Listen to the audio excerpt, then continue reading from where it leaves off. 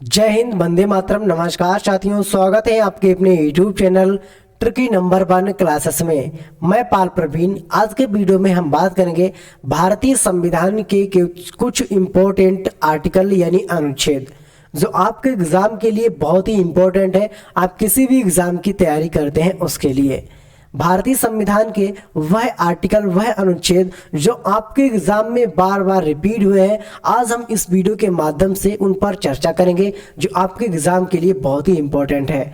और लास्ट में वीडियो के अंत में हमने एक क्वेश्चन आप सभी से पूछा है जिसका आंसर आपको कमेंट बॉक्स में बताना है। तो आइए मित्रों, शुरुआत करते हैं आज की महत्वपूर्ण क्लास के साथ।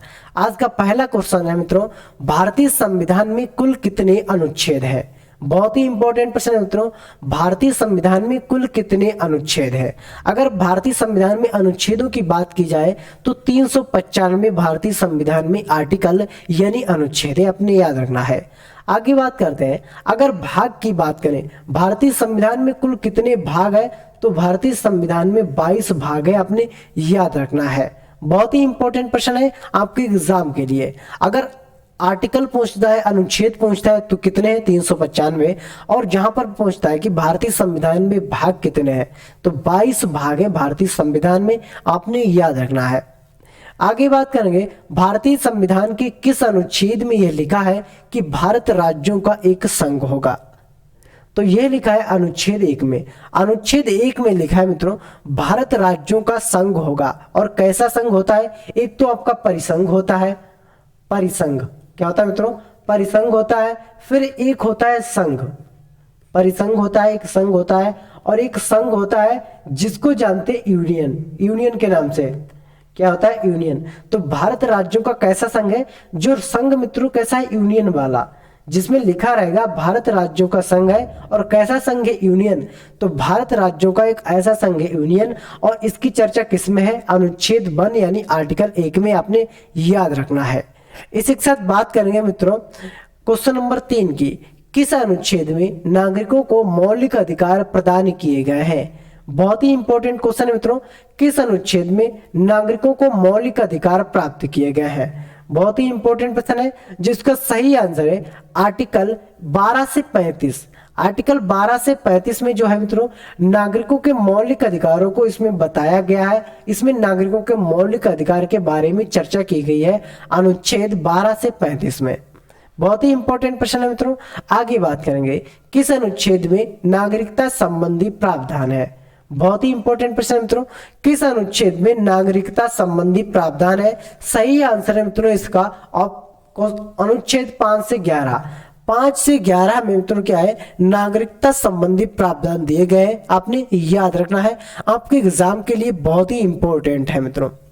आगे बात करते हैं, अगला पॉइंट है, नौकरियों तथा शैक्षणिक संस्थाओं में समाज के कमजोर वर्ग के लिए आरक्षण उपलब्ध कराने के लिए केंद्र सरकार को कौन सा अनुच्छेद अधिकार प्रदान करता है?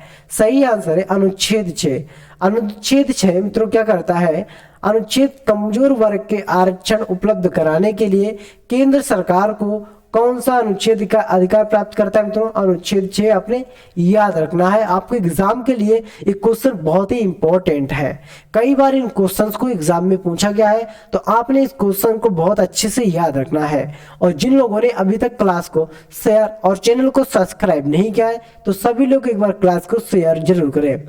आगे बात करेंगे, संविधान के किस अनुच्छेद में राज्यों में नीति निर्देशक तत्वों का उल्लेख है? बहुत ही इंपॉर्टेंट प्रश्न है मित्रों, संविधान के किस अनुच्छेद में राज्य के नीति निर्देशक तत्वों का उल्लेख है? सही आंसर है अनुच्छेद 36 से 51 में। आर्टिकल जो 36 से 51 है मित्रों, इसमें भारत के जो संविधान है इसके नीति निर्देशक तत्वों का उल्लेख किया गया है, आपने याद रखना है। अगला प्रश्न है, महान्यायवादी की नियुक्ति किस अनुच्छेद के अंतर्गत की जाती है? बहुत ही इंपॉर्टेंट क्वेश्चन है मित्रों।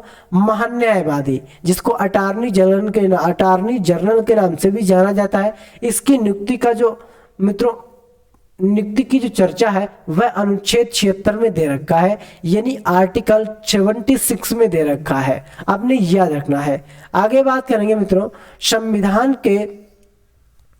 संविधान के किस अनुच्छेद के अंतर्गत, यहां पर होगा किस, संविधान के किस अनुच्छेद के अंतर्गत राष्ट्रपति लोकसभा भंग कर सकता है?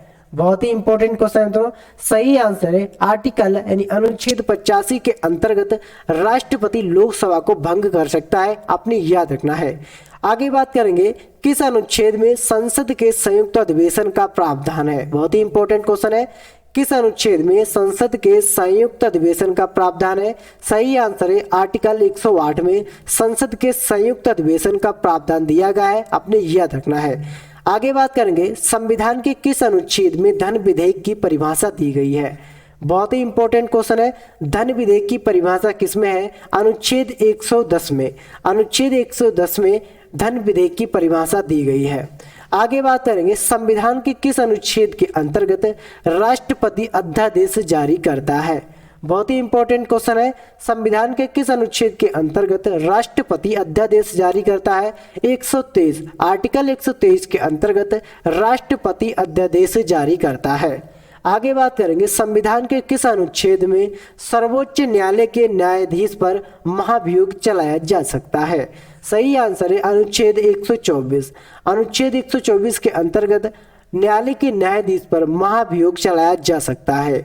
आगे बात करेंगे राष्ट्रपति किस अनुच्छेद के अंतर्गत सर्वोच्च न्यायालय से परामर्श मांग सकता है? राष्ट्रपति किस अनुच्छेद के अंतर्गत सर्वोच्च न्यायालय से परामर्श मांग सकता है? तो अनुच्छेद 233 के अंतर्गत राष्ट्रपति सर्वोच्च न्यायालय से परामर्श मांग सकता है। आगे बात करेंगे किस अनुच्छेद के अंतर्गत केंद्र के पास अवशिष्ट शक्तियां हैं? बहुत ही इंपॉर्टेंट क्वेश्चन है। किस अनुच्छेद के अंतर्गत केंद्र के पास अवशिष्ट शक्तियां हैं? सही आंसर है 248 के अंतर्गत केंद्र सरकार के पास 2 अवशिष्ट शक्तियां हैं। आगे बात करेंगे किस अनुच्छेद में अंतरराष्ट्रीय समझौते लागू करने के लिए शक्ति प्रदान की गई है? बहुत ही इंपॉर्टेंट प्रश्न है। सही आंसर है अनुच्छेद 253 में। अनुच्छेद 253 में अंतरराष्ट्रीय समझौते लागू करने के लिए शक्ति प्रदान की गई है। राइट आंसर है अनुच्छेद 253। आगे बात करेंगे किस अनुच्छेद के तहत राष्ट्रपति वित्त आयोग का गठन करता है? राष्ट्रपति किस आर्टिकल के तहत वित्त आयोग का गठन करता है? आर्टिकल 280 के अंतर्गत राष्ट्रपति वित्त आयोग का गठन करता है। आगे बात करेंगे संपत्ति का अधिकार किस अनुच्छेद में है? बहुत ही इंपॉर्टेंट प्रश्न है मित्रों।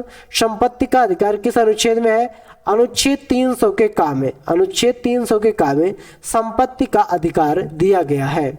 आगे बात करेंगे संविधान के किस अनुच्छेद में संघ और राज्यों के लिए लोक सेवा आयोग का प्रावधान है? बहुत ही इंपॉर्टेंट प्रश्न है मित्रों। संविधान के किस अनुच्छेद में संघ और राज्यों के लिए लोक सेवा आयोग का प्रावधान है? अनुच्छेद 315। अनुच्छेद यानी आर्टिकल 315 के अंतर्गत यह प्रावधान दिया गया है। आगे बात करेंगे किस अनुच्छेद के अंतर्गत हिंदी भाषा को राजकीय भाषा घोषित किया गया था? बहुत ही इंपॉर्टेंट प्रश्न है मित्रों। किस अनुच्छेद के अंतर्गत हिंदी भाषा को राजकीय भाषा घोषित किया गया था? सही आंसर है अनुच्छेद 243 का जो 1 है मित्रों, इसके अंतर्गत हिंदी भाषा को राजकीय भाषा घोषित किया गया था। आगे बात करेंगे संविधान के किस अनुच्छेद के तहत अनुसूचित जातियों के लिए एक राष्ट्रीय आयोग के गठन का प्रावधान है? बहुत ही इंपॉर्टेंट प्रश्न है मित्रों। अनुच्छेद की संविधान के किस अनुच्छेद के तहत अनुसूचित जनजातियों के लिए राष्ट्रीय आयोग का गठन है? सही आंसर है आर्टिकल यानी अनुच्छेद 338 का जो का है मित्रों, इसके अंतर्गत राष्ट्रीय आयोग का गठन प्रावधान है। अगला प्रश्न है भारत राज्यों का कैसा संघ है मित्रों? बहुत ही इंपॉर्टेंट प्रश्न है। हमको यहाँ पर बताना है भारत राज्यों का कैसा संघ है। इस क्वेश्चन का आंसर आपको कमेंट बॉक्स में कमेंट करना है सभी लोगों को, और साथ साथ में ये भी बताना है कि आपको हमारी क्लास कैसी लगी है। कमेंट करके हमको जरूर बताएं। ये क्वेश्चन वही क्वेश्चन थे जो आपके एग्जाम में आए हुए हैं। आने वाले एग्जाम के लिए बहुत ही इंपॉर्टेंट वीडियो होने वाला हो सकता है, तो आप सभी लोग इस वीडियो के लास्ट तक बने रहें और इस वीडियो को पूरा देखें। मिलते हैं अगली वीडियो में, तब तक के लिए जय हिंद, जय भारत।